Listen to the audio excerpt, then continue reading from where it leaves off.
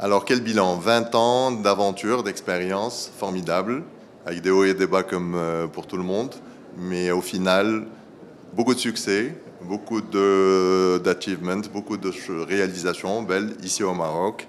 On a accompagné beaucoup de villes, de grandes villes, de moins grandes, à la numérisation de la ville, essentiellement dans les réseaux de distribution d'eau, d'électricité, d'assainissement, dans la cartographie des villes, en leur proposant nos meilleures solutions, et aussi bien en gestion patrimoniale qu'en exploitation, ou aussi en gestion énergétique, qui était devenue à un moment donné, avec la COP22, la question du moment. Et on a accompagné les villes aussi en les aidant à performer ou à surperformer leurs performances. Alors aujourd'hui, ici au GITEX, on vient avec des nouvelles solutions. C'est vrai que 20 ans après, on a la chance d'avoir survécu.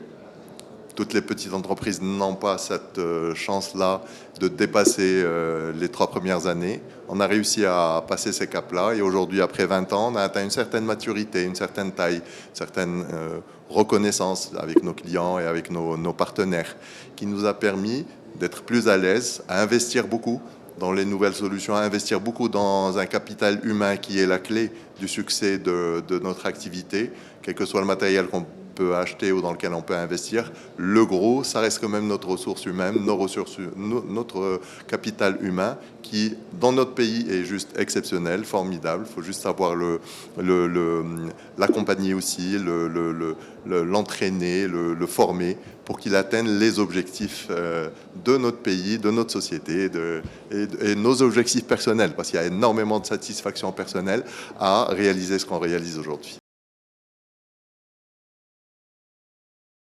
Alors la numérisation, la digitalisation, tous ces outils que même vachement à la mode de l'intelligence artificielle qui nous accompagne aussi aujourd'hui, permettent d'améliorer la performance des réalisations. On est devant des défis, que ce soit pour la CAN ou la Coupe du Monde, des défis importants, des investissements colossaux que notre pays va réaliser, va réussir. On est sûr et certain, on est convaincu que ça ira et même très très bien pour l'accompagner, pour permettre de le faire dans les meilleures conditions, le meilleur coût et dans les meilleurs délais. La digitalisation, ce que nous on propose pour les villes ou pour l'urbain, permet d'accompagner ces villes-là. Aujourd'hui, on a une solution très, très, très moderne, on va dire, ou très à jour, qui est les jumeaux numériques des villes, le Digital Twin City.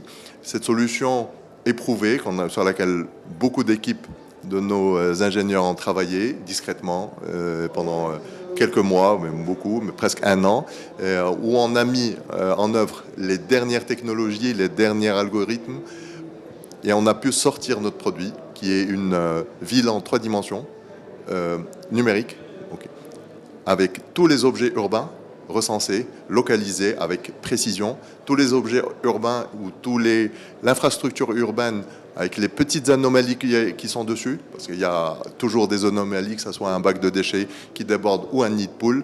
Ces solutions-là permettent d'avoir l'information rapidement et permettent aux services de la ville, quels que soient les services, d'intervenir efficacement, rapidement, à moindre coût, sans déranger le citoyen. Voilà, c'est ça les objectifs.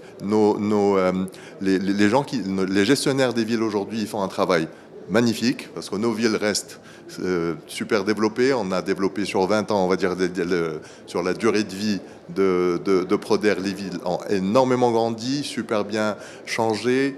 Tout est extraordinaire, et accompagner et aider les gestionnaires à ce qu'ils fassent leur travail un peu mieux, plus confortablement, ben on est là pour fournir ce genre de solutions. Alors le fait d'avoir un tableau de bord qui permet en temps réel de lire ce qui a été réalisé. Je vous donne un exemple simple. En éclairage public, nous avons un système qui permet de gérer les réclamations et les interventions. Gérer les réclamations et les interventions ont permis à notre client d'avoir 80% ou 90%, excusez-moi, 90% des anomalies sur l'éclairage public ou des réclamations sur l'éclairage public résolues en moins de 24 heures. Une moyenne d'intervention de 3 heures. C'est le fait de récupérer l'information de chez le citoyen et le transmettre rapidement à l'équipe d'intervention permet d'améliorer le service. Ça ne coûte pas beaucoup plus cher. Ça permet juste d'améliorer le service, d'améliorer le service, le service rendu aux citoyens et la gestion des équipes de transmission. Le même système permet aussi de gérer la consommation énergétique de cet éclairage public et améliorer en cas de panne, de fuite, quelle que soit l'anomalie sur la consommation d'énergie, et intervenir rapidement et très rapidement même.